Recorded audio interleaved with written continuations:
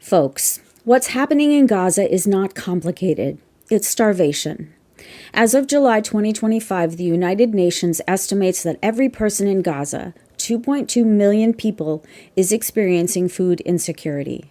More than half are in what's called emergency conditions. About 470,000 people are in catastrophic conditions, the highest level of crisis. Children are dying from hunger.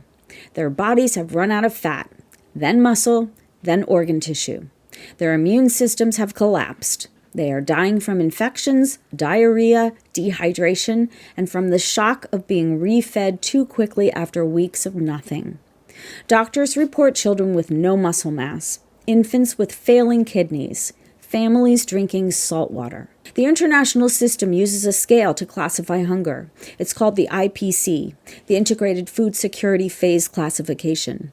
Phase 3 is crisis. Phase 4 is emergency. Phase 5 is catastrophe or famine. Gaza is already in Phase 5. A famine declaration requires 3 things. At least 20% of households facing extreme food shortages. At least 30% of children suffering from acute malnutrition.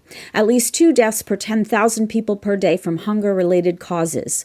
All 3 are likely happening. But the data can't be confirmed because aid groups and monitors aren't allowed in. This isn't about crop failure. This isn't a natural disaster. This is the result of a blockade. People are being punished with starvation, and everyone knows it. Food exists. Medicine exists. It is being kept out. The United States is not neutral in this crisis.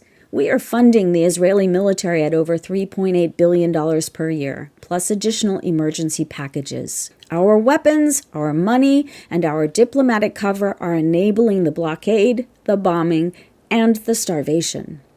These are some of the aid organizations operating in Gaza. But no amount of donation can solve famine under blockade. Aid must be allowed in. Support groups that are calling for lifting the blockade of Gaza, unhindered aid access, and an end to U.S. military funding for starvation tactics. Let me be clear.